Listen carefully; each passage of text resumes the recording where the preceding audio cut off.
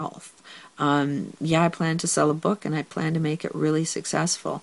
But my view is to never walk the shoes of people that I say is wrong. And great wealth causes great poverty. So there's no way I would ever want to live in great wealth. I would love to attract wealth, don't go against the energy, but I would love to spend my life uplifting a planet.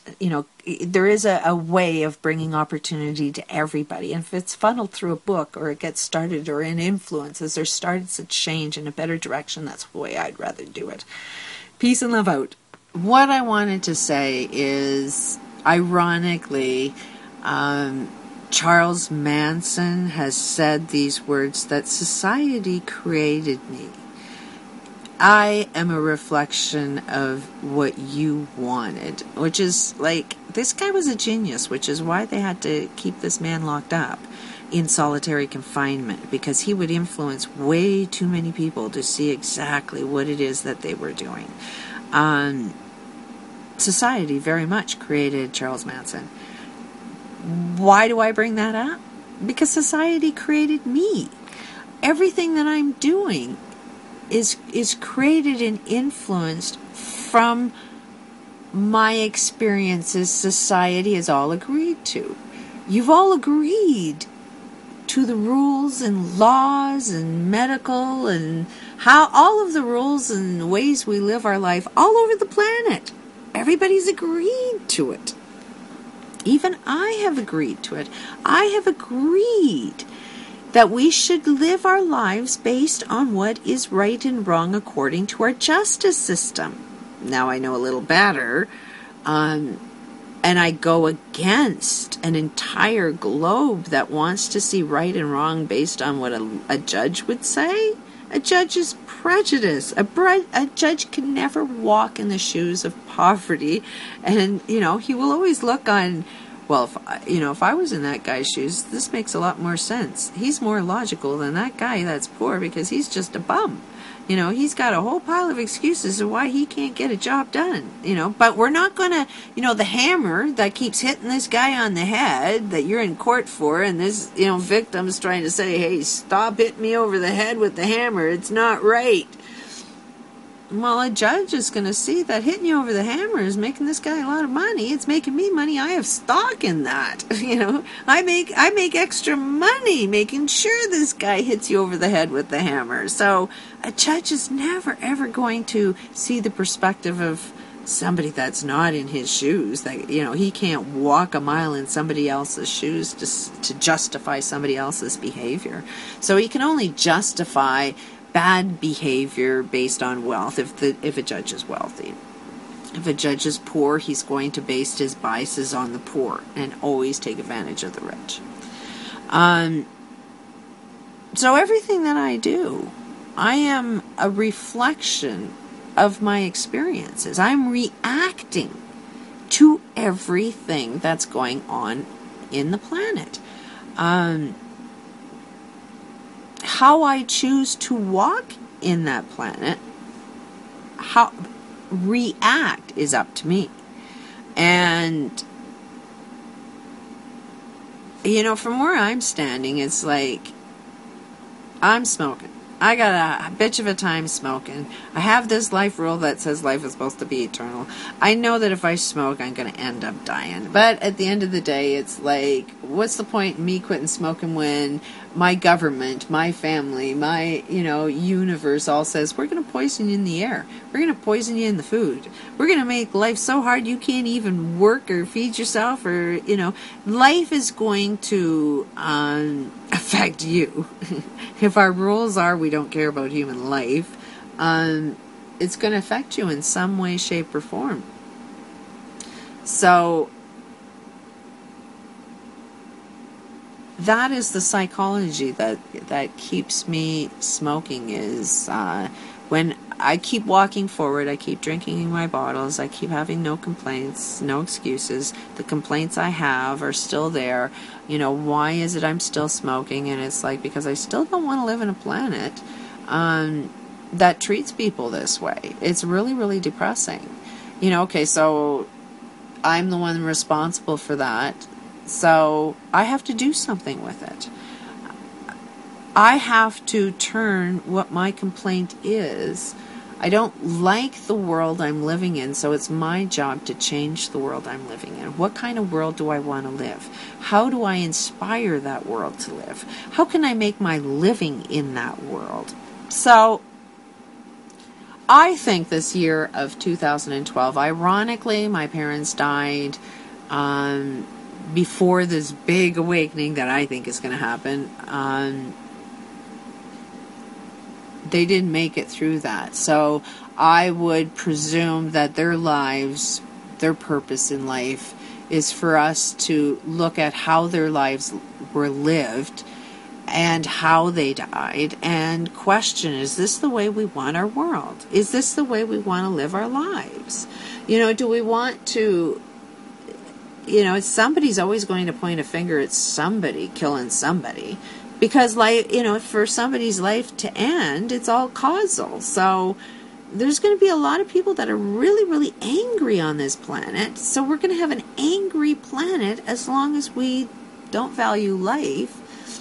And that's not the world I want to live in. So I would inspire people.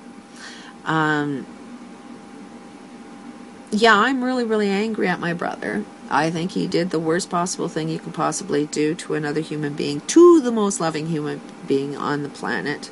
But you can't hate him.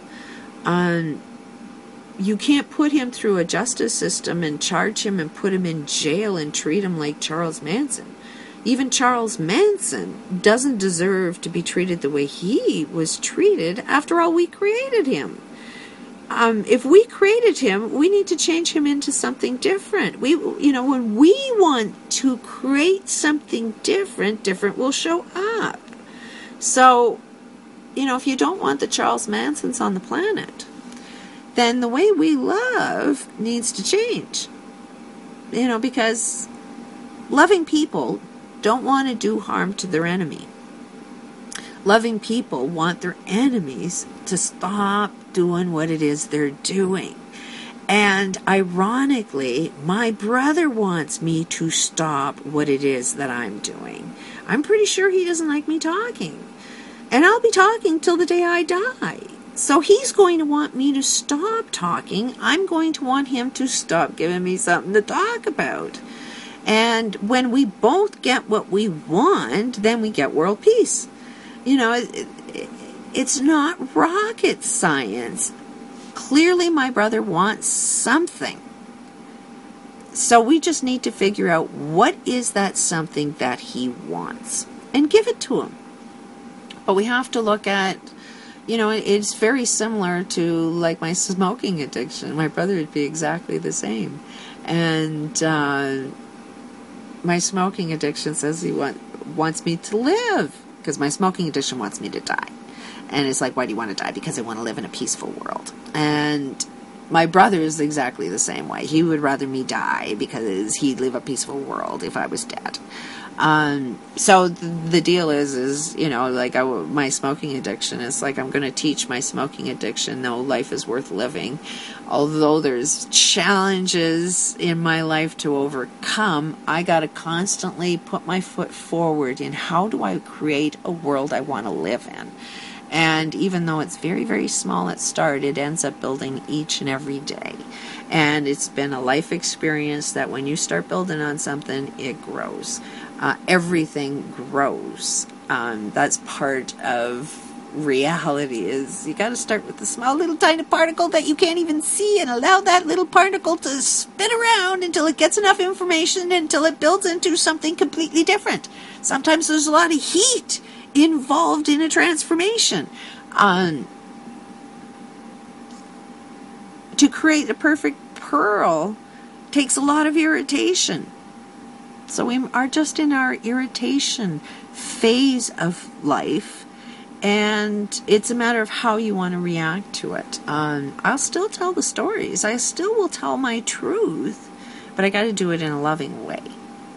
Got to do it in a way that at the end of the day, my brother will close a book and say, I love it. I've got to somehow give him what it is he wants.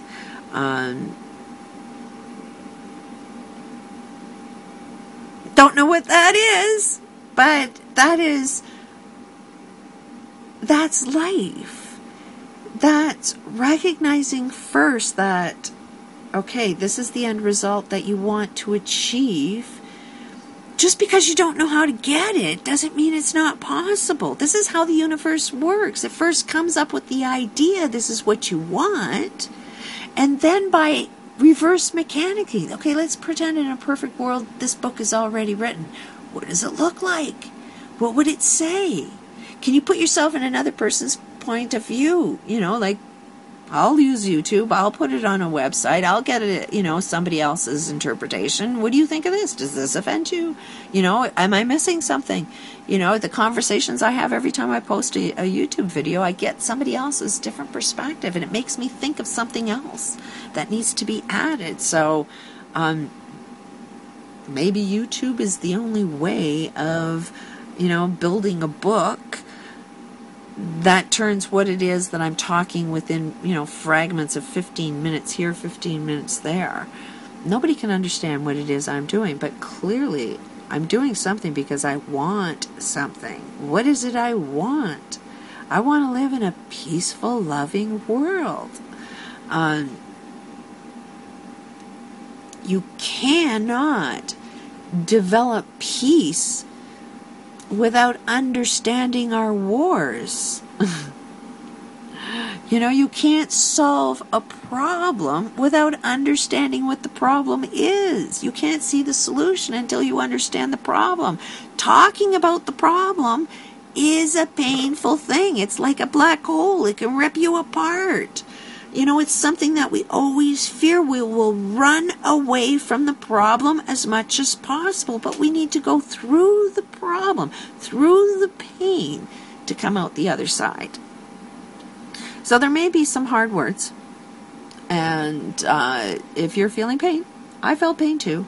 Use the bottles, try and find out, your excuses, how you handle things, in your life, that keeps loving glasses on your eyes when you judge other people, as I do.